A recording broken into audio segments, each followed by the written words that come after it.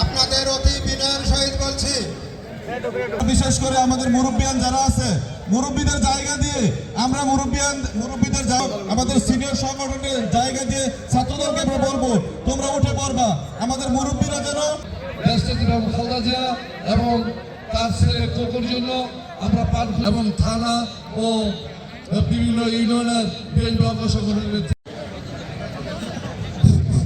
বিসমিল্লাহির রহমানির রহিম আজকে সুন্দরভাবে পরিচালনা করে দেশকে উন্নয়ন দিকে নিয়ে যেতে পারেন সেই জন্য দোয়া করবো। এবং সুমন ভাই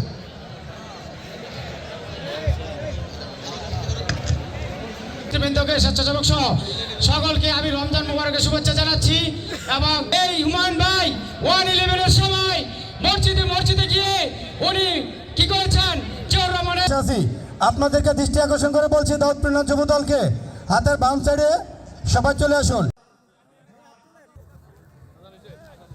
আমাদের প্রধানমন্ত্রী জনাব তারেক রহমানকে ওনার চালচলন কথাবার্তা দেশ পরিচালনায় ওনার বরিষ্ঠ ভূমিকার জন্য ওনাকে আমরা ধন্যবাদ জানাচ্ছি। ঠিক কিনা ভাইরা? ওনার কথাবার্তায় কিন্তু আমরা সাবধান হয়ে যাব।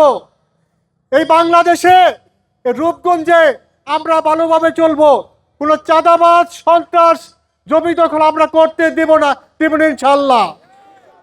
আমাদের নেতা দিবু ভূঁইয়ার নেতৃত্বে ইতিমধ্যে রূপগঞ্জে মাদক উচ্ছেদ অভিযান শুরু হয়েছে। রূপগঞ্জের প্রত্যেকটা এলাকায় দিবু ভূঁইয়ার নেতৃত্বে আমরা মাদক মুক্ত করে ছাড়বো ইনশাল্লাহ।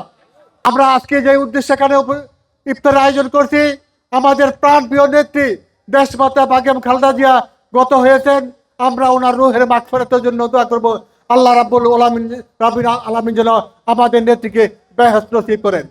আমরা দোয়া করব আমাদের বাংলাদেশের প্রধানমন্ত্রী জনাব তারেক রহমানকে, ওনাকে যেন আল্লাহ রাব্বুল আলামিন সুস্থ রাখেন এবং সুন্দরভাবে ন্যায়ভাবে ওনার পিতার ন্যায় বাংলাদেশকে শাসন করতে পারেন, সেই দোয়া আমরা করবেন ইনশাআল্লাহ।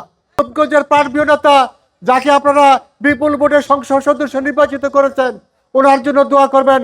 মহান আল্লাহ রাব্বুল আলামিনকে যেন সুস্থ রাখেন এবং সুন্দরভাবে রূপগঞ্জ পরিচালনা করার তৌফিক দান করেন।